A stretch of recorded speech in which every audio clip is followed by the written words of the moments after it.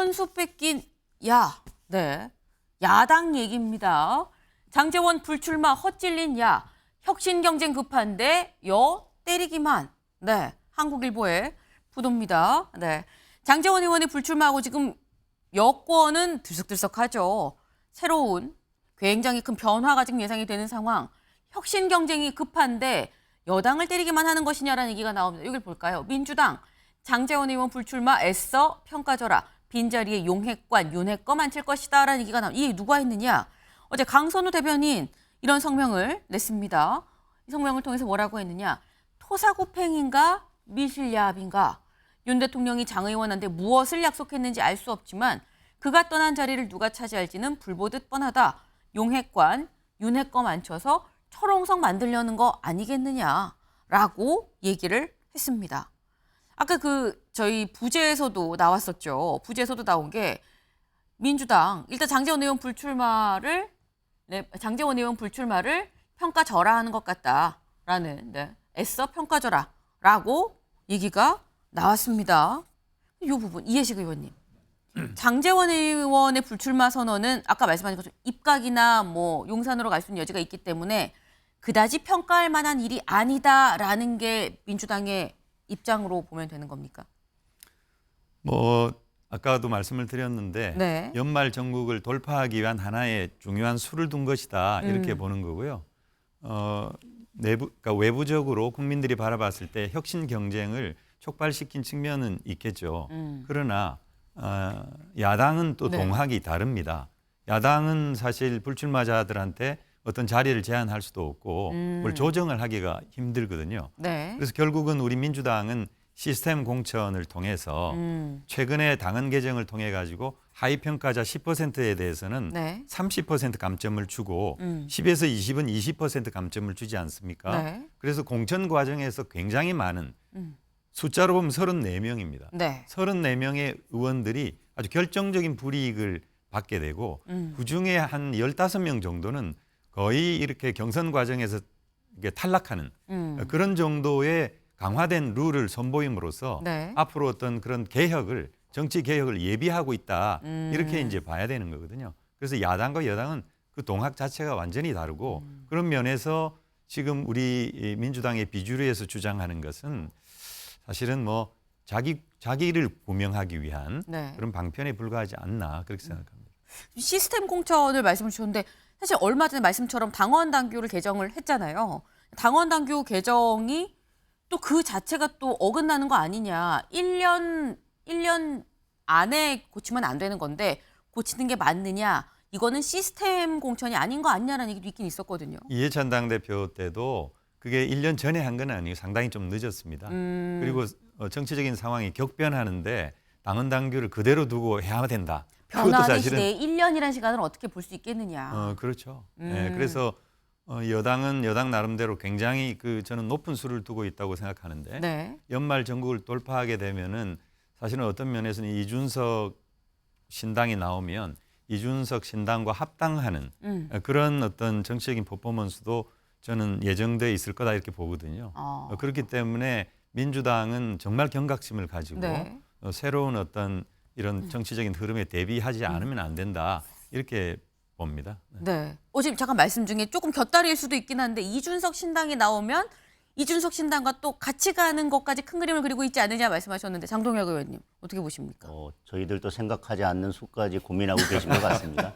우선 저기 헤드라인에 애써 평가절하라고 돼 있는데 애써라는 단어에 저는 이렇게 주목이 되고 강선우 대변인께서 그렇게 평가절하해 주시는 거에 대해서 감사합니다. 왜냐하면 그 자체가 민주당에서는 아직은 우리는 그와 같이 뭔가 이렇게 새로운 혁신을 받아들일 마음이 없다라는 것으로 읽혀져서 감사하고요. 저희들이 아까도 말씀드렸지만 특검도 말씀하시고 지금 이준석 대표를 말씀하시는데 네. 저희들이 지금 그런 것까지 나아가면서 이런저런 것이 아니라 네. 저희들 스스로 바뀌는 것. 일단 우리가 먼저 바뀌는 것이 중요합니다. 우리가 바뀌기 위해서 몸부림치는 것도 지금 힘겨운 상황에 있습니다. 지금 다른 것까지 생각할 여지가 없다라고 거듭 말씀을 하셨어요. 혁신 지금 살려고 몸부림치는 겁니다라고 지금 말씀을 하셨는데 다음 기사를 좀 이어서 볼까요? 여권 불출마에 비명 지도부 희생을 지도부 당 분열 안 돼. 네. 지금 국민의힘에서 일단 친윤 대표적인 주자가 불출마를 선언을 했습니다. 이제 혁신의 어떤 혁신 경쟁의 신호탄이 쏘아 올려졌다라고도 볼 수 있을 것 같은데 그러다 보니까 민주당 내부의 비명들이 이건 지도부가 희생을 해야 되는 거 아닙니까? 라는 얘기를 했다라는 거죠. 네. 여기를 좀 볼까요? 비명계 이번 주 요구사항 전달키로 선당 후사라는 내용을 담은 내용의 이 요구사항을 이재명 대표한테 이번 주 안에 전달하겠다라고 얘기를 지금 하고 있습니다. 친명에서도 다선들 자발적으로 다선들이 좀 결단을 해줘야 되는 거 아니냐라는 얘기가 나오는데 관련한 우려의 목소리 직접 들어보고 오실까요? 했는데 예. 저는 야 큰일 났다.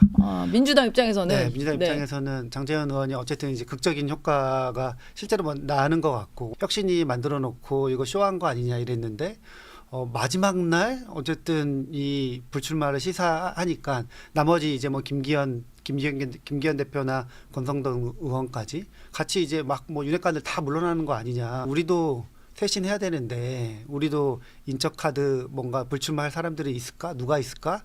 이런 생각이 딱 이제 들었는데 그렇게 딱히 이제 떠오르진 않았고 뭔가 약간 또 위기가 오는구나. 네. 우리도 누군가 불출마할 사람이 있을까라는 생각이 들었다라고 얘기를 했습니다. 사실 장제원 의원은 대표적인 지금 친윤 주자죠. 대표적인 친윤 의원인데 장제원 의원이 불출마하고서 그럼 민주당은 아까 사실 말씀 중에 나온 게 여당은 뭐 입각도 할 수 있고 용산도 갈 수 있지만 야당은 그런 게 없다. 그렇기 때문에 똑같은 이 어려움으로 볼 수 없다. 좀 더 어려운 상황이다라고 말씀을 하시긴 하셨어요. 하지만 이상식 실장님 네. 이쪽에서 일단 장군 했거든요. 네. 멍군 없습니까? 먼 해야죠. 네. 예, 지금 대외적인 메시지는 네.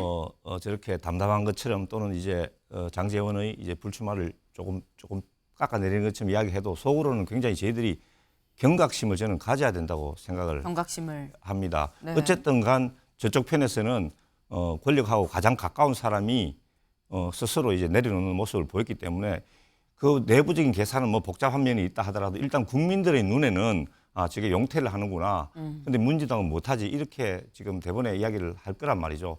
물론 이제 여당하고 저희들하고 동학은 다르지만은 야당일수록 야당이 원래 희생하고 뭐 그런 것이 야당의 본 모습, 투쟁의 본 모습 아니겠습니까? 그래서 저희들도 어제 명분을 해야 되는데 제가 보기에는 조금 우려스러운 것은 워낙 지금 이제 상대 진영이 여러 가지 악재가 많다 보니까 네. 우리 진영이 조금 안이한 모습을 보이지 않은가 이런 생각이 들거든요. 최근에 뭐 서울에서 6군데 빼고 다 우리가 이긴다 뭐 이런 이야기 또 그다음에 연말에 있을 또 특검 김건희 여사 특검 이런 걸 저희들이 좀 지나치게 낙관하는 것이 아닌가. 그러나 선거라는 것이 뭐 저희들 흔히 듣는 이야기로 내 선거 기간 동안에 4개월은 뭐 4년하고 맞먹는다 이런 이야기를 하지 않습니까? 네. 굉장히 복잡하고 소용돌이 치고 또 한동훈 뭐 이런 사람들이 나와서 이제 또 선거판을 또 이렇게 크게 흔들고 하면은 저희들로서는 여러 가지 이제 부담이 생기는데 이것을 돌파하기 위해서 저희들도 분명히 이제 누군가 혁신을 하고 네. 희생을 해야 되는데 지금 이탄희 의원님께서 이제 비례대표제 문제를 가지고 이제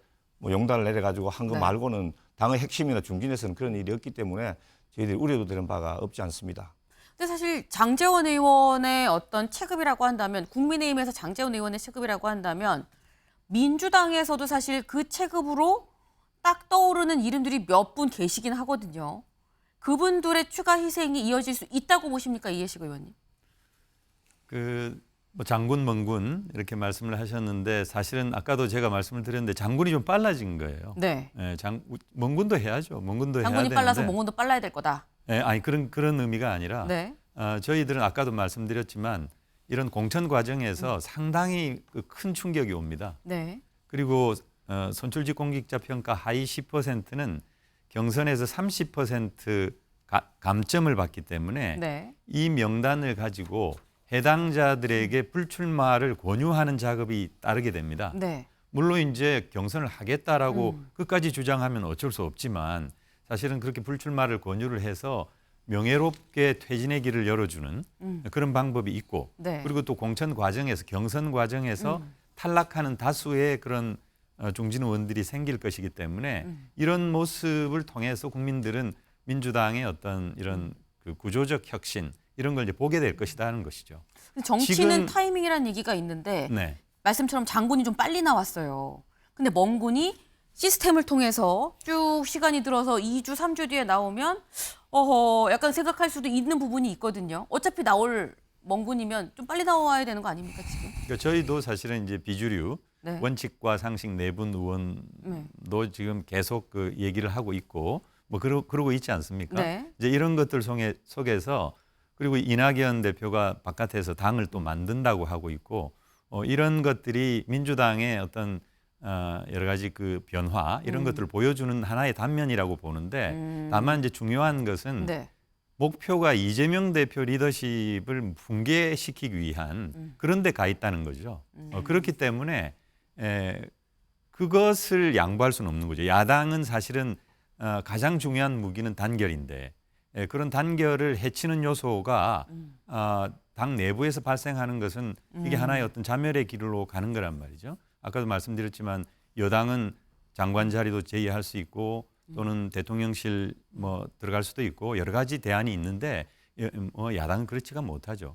내부적인 단결을 취하는 거 그것이 가장 중요한 저희들의 목표다 이렇게 생각합니다. 내부 단결이 가장 중요한 목표다. 네, 장동혁 의원님. 다른 데 가실 분 확실한 분 한 분 계시지 않습니까? 이재명 대표는 지난번에 대선 출마하셨고 지금 당대표를 하셨는데 계속해서 뭐 5년 내내 당대표 하실 것도 아니고 다음번에 대선이 목표라면 본인이 불출마 선언하고 다음번에 대선 나가신다면 본인이 명분도 얻을 수 있고 가장 민주당의 혁신으로 비춰질 것입니다. 그 한 수, 뭐 저희들은 내각 간다 뭐 이러는데 네. 대선이라는 목표가 확실히 정해져 있고 네. 그다음 갈 길이 정해져 있는 분이 결단하면 된다고 생각합니다.